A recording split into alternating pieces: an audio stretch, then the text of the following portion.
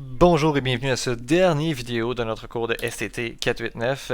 Dans cette vidéo-ci, je vais vous présenter les fils MG1 là, qui vont être les dernières files d'attente qu'on va présenter dans le cours et qui sont vraiment un peu plus générales là, que les fils qu'on avait vus jusqu'à maintenant.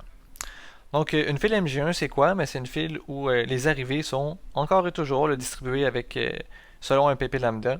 Mais cette fois-ci, les temps de service sont très différents. En fait, ils sont IID selon une loi G qui est quelconque. En fait, tout ce qu'on demande de la loi G, c'est que ce soit une loi où les valeurs de la variable aléatoire sont positives. Et donc, les temps de service, là, comme d'habitude, vont être indépendants des arrivées et ils vont être aussi indépendants de la taille du système.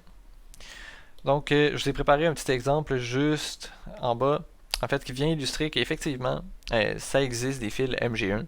Donc, si on considère un processus où on a une tâche globale qui peut être divisée en sous-tâches, et qu'en plus, ces sous-tâches-là, ils sont IID, et en plus de ça, si ces sous-tâches-là sont effectuées en série, alors ça se peut qu'on puisse modéliser donc la tâche globale, la tâche initiale, comme étant distribuée selon une loi gamma. Et là, j'ai un cas de figure pour vous montrer que ça se peut, même s'il y a beaucoup de conditions. Donc, en fait, en réarrangement moléculaire, le temps total pour avoir K phosphorylation, c'est quelque chose qui peut être modélisé par une loi gamma. Donc, on est dans un cas de figure qui existe. Ça vaut la peine de les considérer, les fils de type MG1. Donc, j'ai ici une petite remarque là, qui en fait, on a utilisé un de ces résultats-là dans l'exemple de la dernière vidéo. Puis la remarque fait juste sortir que si on connaît l'espérance de WF, ben, on peut déduire automatiquement beaucoup d'informations à propos de la file d'attente. Notamment, dès qu'on connaît l'espérance de WF, ben, on peut aller chercher l'espérance de LF en utilisant les équations de coût. Et on peut aller chercher aussi directement l'espérance de WS en y ajoutant seulement l'espérance des temps de service. Une fois qu'on connaît l'espérance de WS, ben on peut aller récupérer l'espérance de LS en utilisant encore une autre fois les équations de coût. Et donc, si on a quelque chose à faire, ben c'est peut-être d'essayer de concentrer notre énergie pour aller identifier c'est quoi cette espérance de WF là dans le nouveau type de file d'attente qu'on vient de proposer. Donc, ce qu'on va faire, c'est qu'on va utiliser ce qu'on appelle les équations de coût généralisées. Donc, on considère une nouvelle règle. Donc, dernière fois, on avait présenté une règle où les gens ils payaient à mesure qu'ils étaient dans le système jusqu'à leur sortie. L'équation des coûts généralisés, c'est un peu différent. Donc ici, on dit que les clients, qu'ils soient dans la file d'attente ou dans la zone de service, ils vont payer R$ par unité de temps. Sauf que ici, R va être quelque chose qui va varier. Ça va correspondre au temps de service résiduel. Donc, je vais essayer d'illustrer un peu la situation pour être sûr qu'on comprend bien qu'est-ce qui se passe. Donc, disons ici, je vais dessiner ma zone de service. Donc, j'ai ma zone de service. Voilà. Donc, à côté, je vais avoir la file d'attente.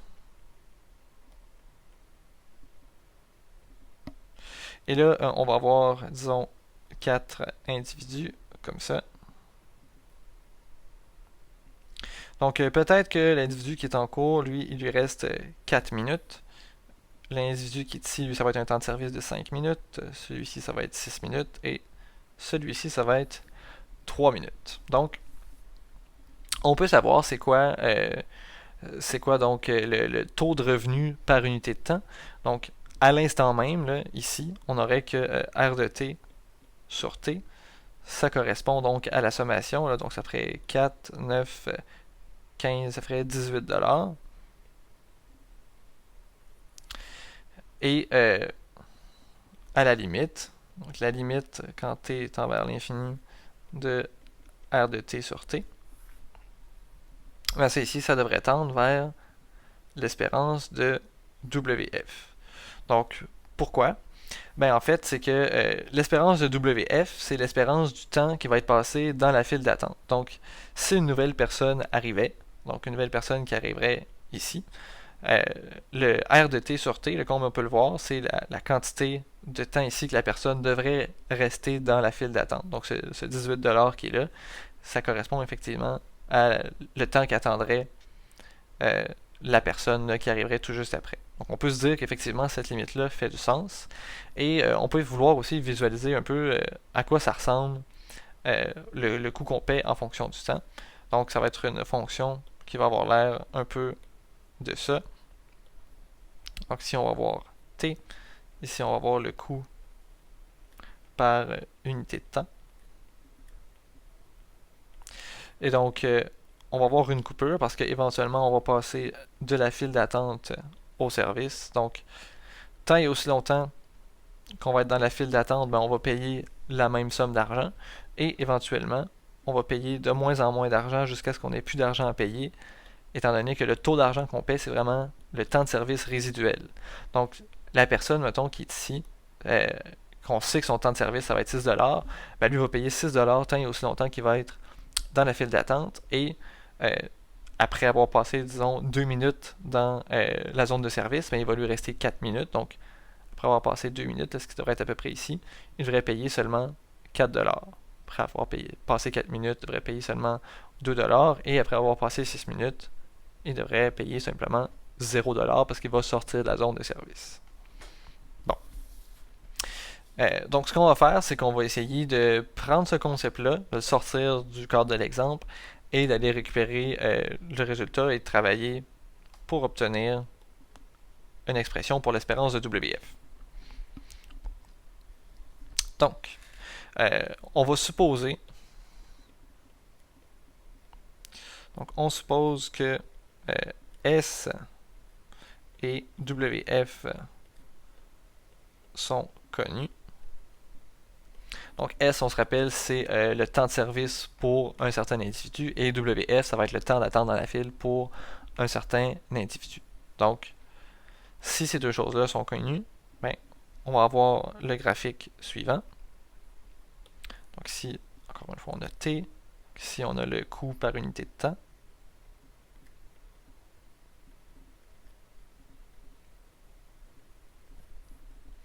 Et éventuellement, ici, on va avoir WF. Donc, qui va correspondre à notre coupure. Donc, la personne qui aurait ce temps S-là, ce temps de service S-là et ce temps dans la file WF-là, donc va payer S$ pendant un certain temps. Et éventuellement, elle va payer de moins en moins d'argent. Donc, éventuellement, elle va payer 0$. Elle va payer 0$ quand on va être rendu à WF plus S pour ce qui est du temps. Et là, donc, ça ici, ça va descendre linéairement. Et donc, la région qu'on a là si on utiliserait l'air sous la courbe de cette région-là, ben, ça correspondrait un peu à la somme qu'aurait dépensé cette personne-là au cours de son passage dans le système. Donc ça, c'est pour une personne en particulier. En général, on va s'intéresser au taux de revenu par individu ou par, en fait, on l'avait appelé par arrivée. Donc ça, c'est notre R de T sur N de T. Et là, on est en train de dire que ce taux de revenu-là, ça correspond à quoi? Ben, ça correspond à l'air qui est sous la courbe ici. Donc ça ici, c'est S fois WF, parce que ça correspond au rectangle qu'on a ici. Plus, donc ici, on a un triangle. Donc le triangle ici a une hauteur de S et il y a une base de S. Donc c'est WF plus S moins WF. Peut-être que je peux l'écrire ici comme ça. Là. Donc ça ici, c'est une hauteur de S et une base de S. Donc on a un triangle d'air S carré sur 2. Et donc, si on passe à la limite, on trouve que la limite, donc quand t tend vers l'infini de R de t sur N de t, donc ça ici, ça devrait correspondre à ce qu'on va avoir en moyenne pour ces variables aléatoires-là. Donc, ça va être l'espérance de S fois WF plus l'espérance de S carré sur 2. Donc, l'espérance de S fois WF. Donc, ça ici, c'est l'espérance de S fois l'espérance de WF, parce que c'est des variables aléatoires qui sont indépendantes. Le temps de service est en aucun cas relié au temps qu'on a passé dans la file d'attente. Ça, c'est plus l'espérance de S carré sur 2. Donc, je vais me permettre de faire un petit rappel ici. Donc, quand on avait utilisé les équations de coût, on avait montré que la limite donc de R de t sur t, c'était égal à lambda A fois la limite de R de t sur N de t. Et en fait, si je remonte un petit peu là, donc on avait montré que la limite de R de t sur t ici, ça va tendre vers l'espérance de WF. Donc le terme de gauche ici, ça devrait être l'espérance de WF. Et l'espérance de WF, mais ça va être égal à lambda A. Donc dans notre cas ici, ça va être lambda. Et la limite qui est ici, ben, ça correspond exactement à la limite qu'on a trouvée, qu'on vient d'identifier ici. Donc, on a que l'espérance de WF, ça va être égal à la limite quand t tend vers l'infini de R de t sur t. Ça ici, c'est lambda fois la limite de R de t sur N de t. Et donc, la limite correspond à ça ici. En fait, je peux l'écrire, la limite de R de t sur N de t. Et ça ici, c'est lambda fois. Donc, on a l'espérance de S fois l'espérance de WF plus l'espérance de S carré sur 2. Et là, ben, on a l'espérance de WF qui est ici et qui est ici, donc il faut aller isoler. Et une fois qu'on a réussi à isoler, ben, on trouve que l'espérance de WF, c'est égal à lambda fois l'espérance de S carré, tout ça divisé par 2 fois 1 moins lambda fois l'espérance de S. Oups, pas S carré, mais bien S. Et donc, on peut avoir quelques remarques ici là, sur les développements qu'on vient de faire. En fait, la formule qu'on a trouvée n'est pas valable tout le temps. Donc, ça ne sera pas valable lorsque ici, là, on va avoir quelque chose qui va être plus petit que 1. Donc, essentiellement, dès qu'on a que lambda est plus petit que 1 sur l'espérance de S, ce ne sera pas valable. Dans l'autre cas, ben, on aurait que lambda est plus grand ou égal à l'espérance de S. L'espérance de S, ça correspond à 1 sur mu. Et donc, ça ici, ça revient à dire qu'on est dans le cas où l'espérance de WF est égale à l'infini. C'est le cas qu'on ne pouvait pas considérer quand on était en MM1. Ben, on a la même genre de barrière d'impossibilité dans le cas MG1. La formule qu'on vient de trouver à la fin ici, elle dépend de la distribution de S à travers seulement deux choses. Les deux premiers moments de l'espérance de S. Les deux premiers moments de S. Ensuite, qu'est-ce qu'on peut dire d'autre? Ben, on peut dire que l'espérance de WF, c'est quelque chose qui va être croissant en lambda, tant et aussi longtemps que lambda n'ira pas dépasser notre limite. Et on peut montrer aussi que, ça c'est quand même particulier, que si on a un temps de service qui est constant, donc si on a une variable aléatoire G qui serait dégénérée, et que le temps, ça serait toujours 1 sur mu, ben on a que dans ce cas-ci, on va voir que l'espérance de WF, ça va être égal à cette quantité-ci, alors que dans un MM1 classique, on aurait deux fois cette quantité-là. Donc, on a un certain gain quand même à avoir un temps qui est non aléatoire, un temps qui est fixé. Et donc, pour terminer, j'ai un dernier exemple pour terminer cette session. Donc, l'exemple 4.22. Ici, donc, on a S qui va être une somme de variables aléatoires indépendantes qui sont toutes des gamma. Gamma 1 avec paramètre bêta 1 sur commu. Et ici, donc, on considère une tâche globale qui serait décomposée en 4 tâches homogènes qui sont effectuées en série. Donc, c'est exactement le scénario que j'avais décrit préalablement. Et on dit donc si ces tâches globales arrivent dans un système informatique selon un processus de Poisson avec paramètres d'intensité lambda, on voudrait savoir combien de temps en moyenne passe une tâche dans le système. Donc, qu'est-ce qu'on vient de montrer, nous? Ben, on sait que